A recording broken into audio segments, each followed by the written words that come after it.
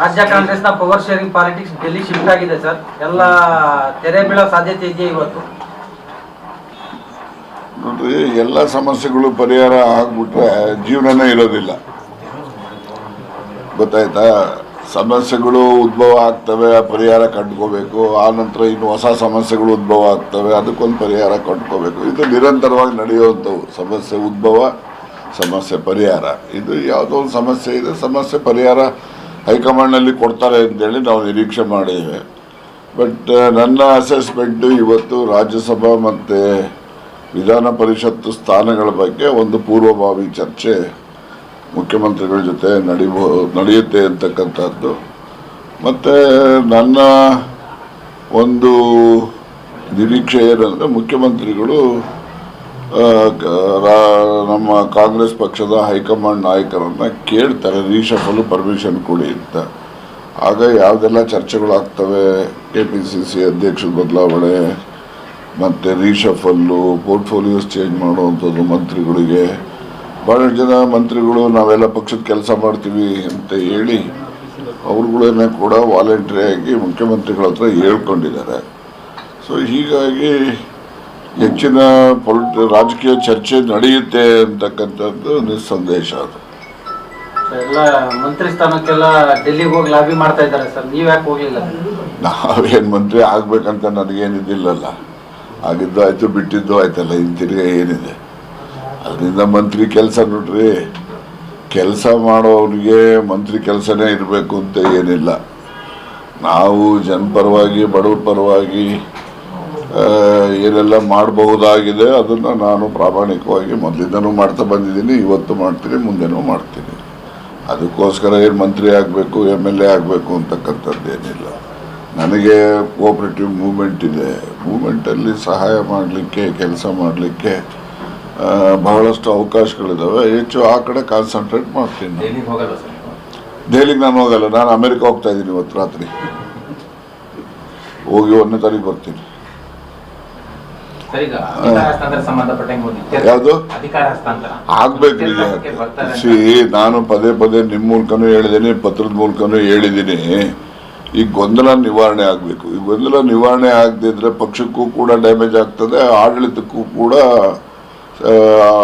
ತೊಂದರೆ, ಅದು ಕೂಡ ಡ್ಯಾಮೇಜ್ ಆಗ್ತದೆ, ಎಫೆಕ್ಟಿವ್ನೆಸ್ ಹೋಗ್ತದೆ. ಈಗ ಅಧಿಕಾರಿಗಳು ನೋಡಂತಾಳಪ್ಪ, ಇದೇನೋ ಇದಂತೆ ಅದಂತೆ, ಮಂತ್ರಿ ಬದಲಾಗ್ತಾರಂತೆ, ಮುಖ್ಯಮಂತ್ರಿ ಬದಲಾಗ್ತಾರಂತೆ ಅಂತಕ್ಕಂಥದ್ದು ಎಲ್ಲೋ ಒಂದು ಸಂಶಯ ಅವ್ರ ತಲೆನಲ್ಲೂ ಇರ್ತದೆ. ಅದರಿಂದ ಮಂತ್ರಿ ಬದಲಾಗ್ತಾರೆ, ಹೊಸ ಮಂತ್ರಿ ಬರ್ತಾರೆ, ಏನು ಹೇಳ್ತಾರೆ ನೋಡಂತಾಳು ಅನ್ನೋರು ಒಂದಷ್ಟು ಜನ ಇರ್ತಾರೆ. ಇನ್ನೊಂದಷ್ಟು ಜನ ಮುಖ್ಯಮಂತ್ರಿನೇ ಬದಲಾಗ್ತಾರೆ, ಏನಾಗ್ತದೆ ನೋಡೋಣ ಇರುವನೋರು ಇರ್ತಾರೆ. ಈ ಬ್ಯೂರೋಕ್ರಾಟ್ಸ್ ಇರ್ತಾರಲ್ಲ, ಅವರು ಯಾವ ಪಾರ್ಟಿ ಬರಲಿ, ಯಾರು ಅಧಿಕಾರಕ್ಕೆ ಬರಲಿ, ಅವರಂತೂ ಪರ್ಮನೆಂಟ್ ಗಿರಾಕಿಗಳು ಅವರು. ಅದರಿಂದ ಅವ್ರ ಥಿಂಕಿಂಗೇ ಬೇರೆ ಇರ್ತವೆ. ಹಾಗಾಗಿ ಕೆಲಸ ಕಾರ್ಯಗಳು ನಡಿಬೇಕಲ್ಲ, ನಡೀತಕ್ಕಂಥದ್ದಕ್ಕೆ ಅದು ಒಂದು ವೇಗ ಕಡಿಮೆ ಆಗ್ತದೆ ಅಂತಕ್ಕಂಥದ್ದು. ಅದಕ್ಕೋಸ್ಕರ ಈ ಗೊಂದಲ ನಿವಾರಣೆ ಮಾಡಬೇಕು. ಮುಖ್ಯಮಂತ್ರಿಗಳನ್ನು ಮುಂದುವರಿಸೋದು, ಅವರಿಗೆ ರೀಶಫಲ್ಗೆ ಅವಕಾಶ ಕೊಡೋದು ಅಥವಾ ಬದಲಾವಣೆ ಏನು ಹೈಕಮಾಂಡ್ ತಲೆಯಲ್ಲಿ ಏನಿದೆಯೋ ಅದನ್ನು ಅವರು ಜಾಗ್ರತೆ ತೀರ್ಮಾನ ಮಾಡಬೇಕು, ವಿಳಂಬ ಮಾಡಬಾರ್ದು ಅಂತಕ್ಕಂಥದ್ದು ನನ್ನ ಒಂದು ಬೇಡಿಕೆ. ಸರ್, ನೀವು ಕೂಡ ಸಾಕಷ್ಟು ಹಿರಿಯರಿದ್ದೀರಿ, ಡೆಲ್ಲಿ ಮಟ್ಟದಲ್ಲಿ ಸಾಕಷ್ಟು ಕಾಂಟ್ಯಾಕ್ಟ್ ಇರುವಂಥದ್ದು. ಮುಖ್ಯಮಂತ್ರಿ ಬದಲಾವಣೆ ಆ ಥರದ್ದು ಏನಾದ್ರು ಇದೆಯಾ ಸರ್? ಎಲ್ಲಿ ಮುಖ್ಯಮಂತ್ರಿ ಬದಲಾವಣೆ ಚರ್ಚೆ ಆ ಥರದ್ದು ಏನಾದ್ರು ಇದೆಯಾ?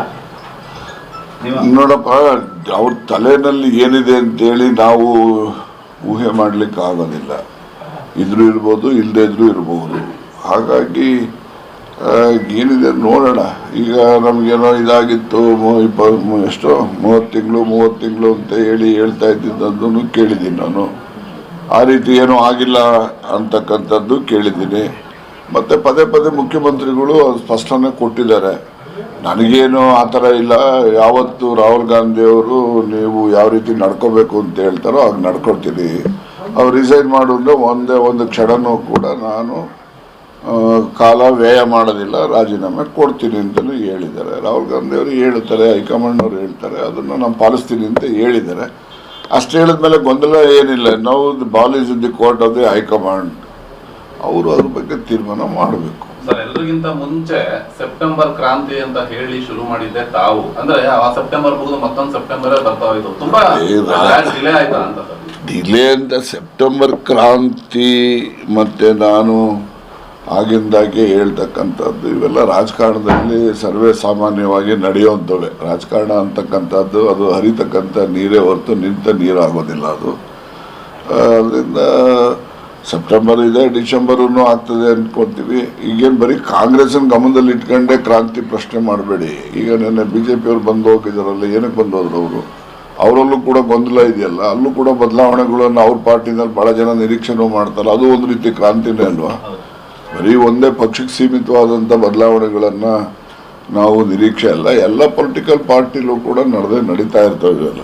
ಸರ್ ಇನ್ನೊಂದು ಮಾತು ಹೇಳಿದ್ರೆ ನೀವು ಅಧಿಕಾರ ಹಸ್ತಾಂತರ ಆದ್ರೆ ಮುಖ್ಯಮಂತ್ರಿ ನಂತರದಲ್ಲಿ ದಲಿತ CM ಕೊಡಬೇಕು, ಪರಮೇಶ್ವರಿಗೆ ಕೊಡಬೇಕು ಅನ್ನೋ ಮಾತು, ಆ ಹೇಳಿಕೆಗೆ ಅದು ಇವತ್ತು ಬದ್ಧ ಇದ್ದೀನಿ. ನಾನು ಹೇಳ್ತಕ್ಕಂಥದ್ದು ನಮ್ಮ ಅಭಿಪ್ರಾಯ ಅಷ್ಟೇ.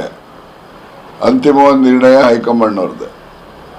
ನಮ್ಮ ಅಭಿಪ್ರಾಯ ಹೇಳಲಿಕ್ಕೆ ಪ್ರಜಾಪ್ರಭುತ್ವ ವ್ಯವಸ್ಥೆಯಲ್ಲಿ ಅವಕಾಶಗಳಿದ್ದಾವೆ, ಗೊತ್ತಾಯ್ತಾ? ಆ ಒಂದು ಇದರಲ್ಲಿ ನಾನು ಅಭಿಪ್ರಾಯ ಸೂಚನೆ ಮಾಡಿದ್ದೀನಿ.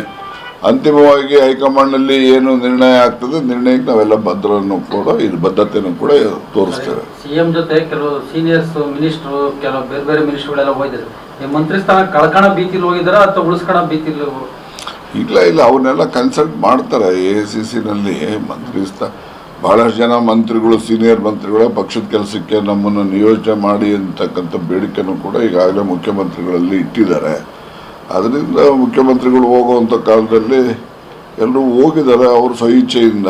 ಯಾರು ಏನು ಬಂಧನ ಮಾಡಿ ಕರ್ಕೊಂಡು ಹೋಗೋದು, ದೂಡೋದು ಏನಿಲ್ಲ, ಸ್ವಇಚ್ಛೆಯಿಂದ ಹೋಗಿದ್ದಾರೆ. ಈಗ ನಮ್ಮದು ರೀಜನಲ್ ಪಾರ್ಟಿ ಅಲ್ಲ, ನಮ್ಮದು ನ್ಯಾಷನಲ್ ಪಾರ್ಟಿ. ನ್ಯಾಷನಲ್ ಪಾರ್ಟಿನಲ್ಲಿ ಲೀಡರ್ಸ್ಗಳನ್ನು ಭೇಟಿ ಮಾಡ್ತಕ್ಕಂಥದ್ದಕ್ಕೆ ಎಲ್ಲ ಮುಖಂಡರುಗಳು, ರಾಜ್ಯದ ಮುಖಂಡರುಗಳಿಗೆ ಅವಕಾಶ ಇದೆ, ಮತ್ತು ಅದು ಅಗತ್ಯನೂ ಕೂಡ. ಇಲ್ಲೇನಿದೆ, ಏನು ನಡೀತಾ ಇದೆ ಅಂತಕ್ಕಂಥದ್ದನ್ನು ಅವರಿಗೆ, ಹೈಕಮಾಂಡ್ನವರಿಗೆ ಸತ್ಯಾಂಶವನ್ನು ಮನವರಿಕೆ ಮಾಡಿಕೊಡ್ಬೇಕಲ್ಲ, ಅದನ್ನು ಮಾಡಲಿಕ್ಕೆ ಹೋಗಿದ್ದಾರೆ. ಅದರಲ್ಲಿ ಏನು ತಪ್ಪೇನಿಲ್ಲ. ಓಕೆ, ಜಾರಕಿಹೊಳಿ ಅವರು KPCC ಇದಕ್ಕೆ ಡಿಮ್ಯಾಂಡ್ ಇಟ್ಟಿದ್ದಾರೆ ಸರ್. ನೋಡಿ, ಅದೇನು ಹೊಸದೇನಲ್ವಲ್ರಿ, ಮೊದಲಿಂದನೂ ಕೂಡ ಜಾರಕಿಹೊಳಿ ಅವ್ರದ್ದು ನಮ್ಮ ಇವ್ರದ್ದು ಈಶ್ವರ್ ಖಂಡ್ರವ್ರು 2 ಹೆಸರು ಕೂಡ ಇತ್ತು. ಅದರಲ್ಲಿ ಇಬ್ಬರಲ್ಲಿ ಯಾರಿಗಾನ ಒಬ್ರು ಮಾಡ್ತಾರೋ ಅಥವಾ ಇನ್ಯಾರೋ ಹೊಸಬ್ರೆ ಬರ್ತಾರೋ, ನಮ್ಮಲ್ಲಿ ಹೇಳಲಿಕ್ಕೆ ಆಗೋದಿಲ್ಲ ಅವೆಲ್ಲ.